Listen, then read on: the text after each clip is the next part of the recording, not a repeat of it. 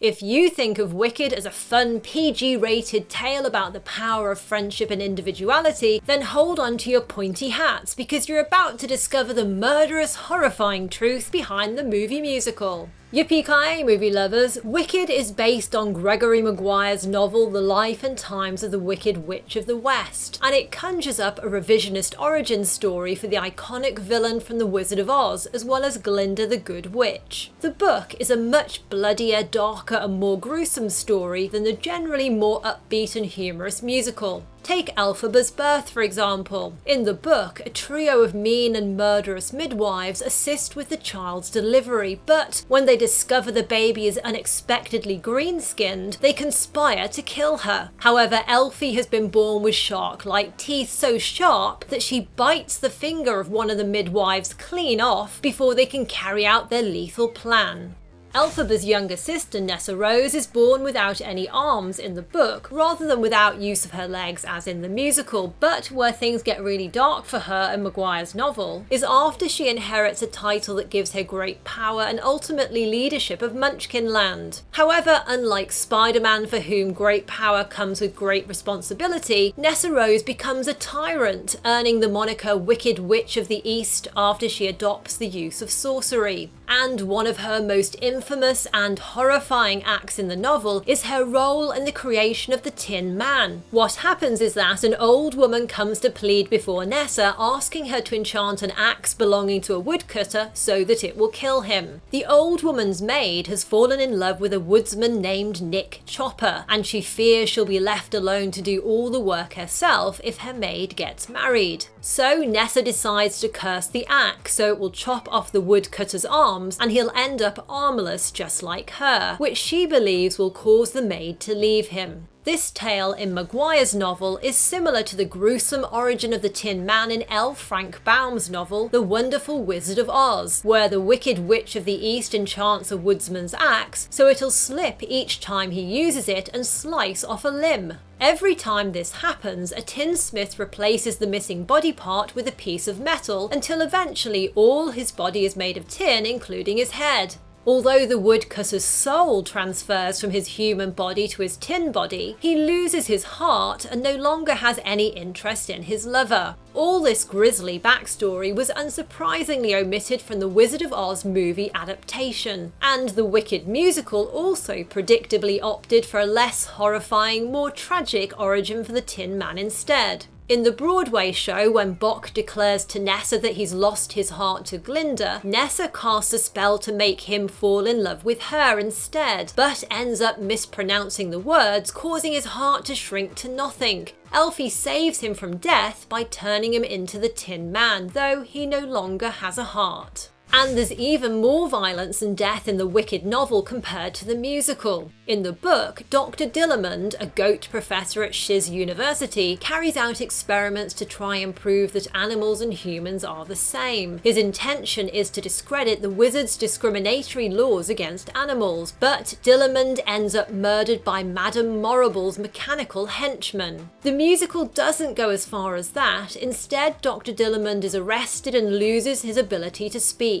To take revenge on Morrible, Elphaba, who's now involved in the underground resistance to the wizard, makes it her mission to kill the headmistress, but when she eventually finds her, Morrible is already dead. However, to get credit for her death, Elphie smashes the lifeless Morrible's skull in with a trophy, then claims to have killed the headmistress herself. In the musical, meanwhile, Madame Morrible is simply locked up by Glinda.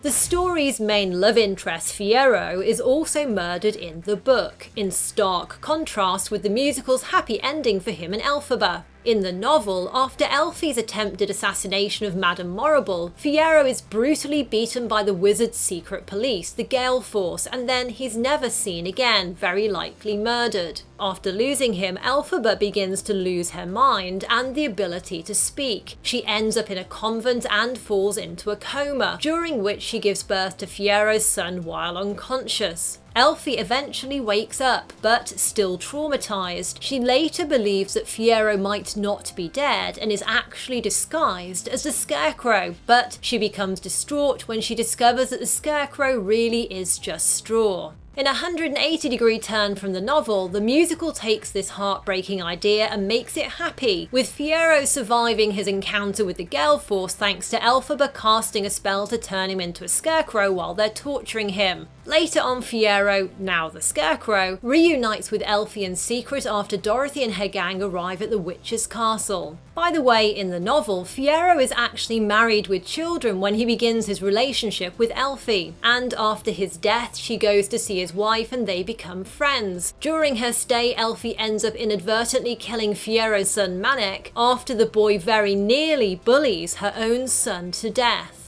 This brutal moment happens when Elphaba trains her gaze on an icicle above Manic, which then drops and penetrates the young boy's skull, which, as fans of The Office will know, is also how Dwight thought Michael would meet his maker. I always say, Michael, take 2 steps back and stare at the icicle from the side. And he's like, no, I like the way they look from standing directly underneath them. It was only a matter of time. After Elphaba is born, both her mother and clergyman father become lovers of a red-skinned glassblower named Turtleheart. Turtleheart is later sacrificed by farmers in Munchkin Land to appease the clock of the time dragon following a lengthy drought. Plus, at various points it's also rumoured that Turtleheart may be the biological father of Nessarose, Elphaba's younger sister.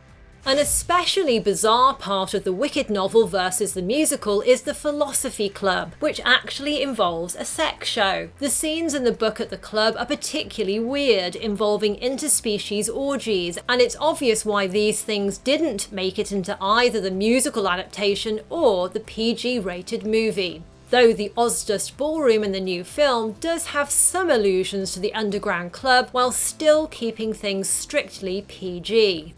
Now, quick spoiler for the show's finale. The ending of the book is also way darker than the musical, with Elfie experiencing the same fate as the Wicked Witch of the West in the Wizard of Oz movie, where she's liquidated after Dorothy throws a bucket of water on her. In the musical, Elphaba fakes her own death, supposedly melting after water's thrown on her, but later she re-emerges from a trapdoor to reunite with Fiyero, who's now the Scarecrow. In the novel, by the end, the witch is ding-dong dead. Or is she? Because, as happens with many franchises that realise which side their bread's buttered on, her return is left open with the book's final words, when the narrator is asked if the witch ever came out after she died, to which the response is, not yet. Now, we don't yet know how the new movie will resolve Elphaba's fate at the very end, as it's been frustratingly split into 2 parts. But I do have a video revealing the very best Easter eggs and things you missed in Wicked Part 1, which you can check out by tapping right here. Thanks for enjoying Wicked with me, and hope you have a marvellous movie-loving week. Yippee-ki-yay, movie lovers! See you next time!